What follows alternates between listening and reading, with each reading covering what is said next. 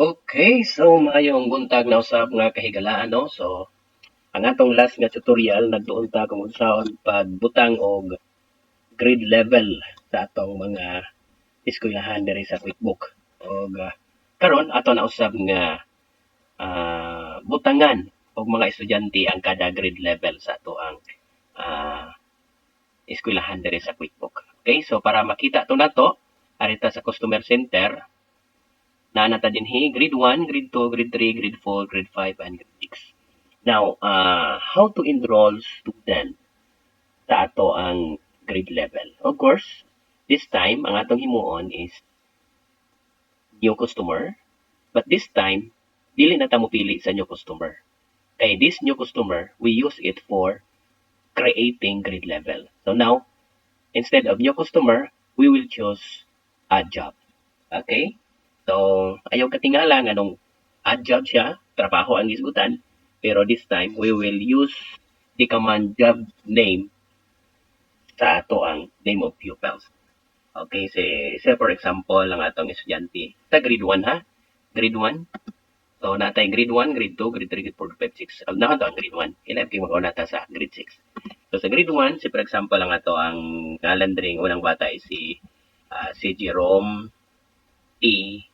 Ruiz. Okay? Ato rin siyang i-click. Ang atong grade 1 na anay, usa ka estudyante nga si Jerome T. Ruiz. Dugangan video na to. Create new job. Dayon, si Jane P. Quizon. Ayun na. Okay, diba na? Then, muadang babae. Kaya ko lang laki atong ganahan.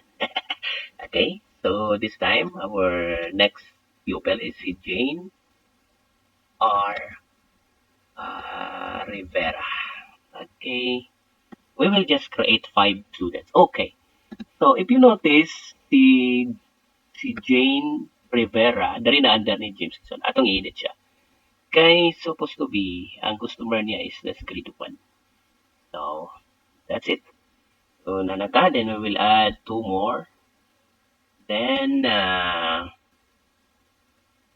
Jake P. Bascon. Okay, that's it. Last, oh yeah, sayop na punta. So, edit na punta. Nga na, explain sa nako ha. Nga nung na-under siya ni Jane, it is because ang iyahang subtype, ang iyahang mother, iyang parent is Jane Rivera. Ding sub category si Jake. So, parang ma-change na to. Double-click lang na to. Atong ibutang siya si Jake sa grade 1. Okay, parang grade 1 yun. So, we have now 4 students. We will add 1 more para makompleto na. This one girl, si Maria. Karaan ng mga Maria. Maria T. Katigbak.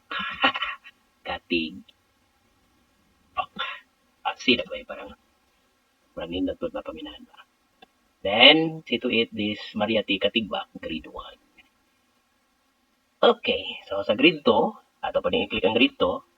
Dayon, job. Si kinaraan nga ngalan. Renato R. Balosaw. Nakaroon ng ngalan na sa kinsar ka ng ngalan akong mabutang diri. So, doon na nato din Then, job. Naanda na rin nato. So, atong estudyante dapat nasa grade 2. Then, ang ngalan niya is Romeo M. Tabales. Yun na. Duha rin ako kay mutaas may atong video. So, inguna na ka sayon maghimo og list of pupils sa ato ang grade level din sa QuickBook. So, same is true pag grade 3, new job.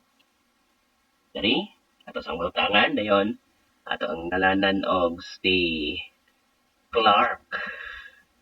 Ang iyahang middle name is T. Airbase.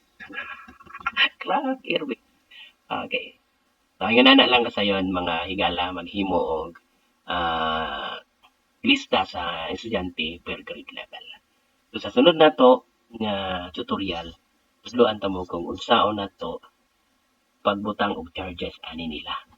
Okay? So, see you soon na po sa atong nga video. Daghang salamat.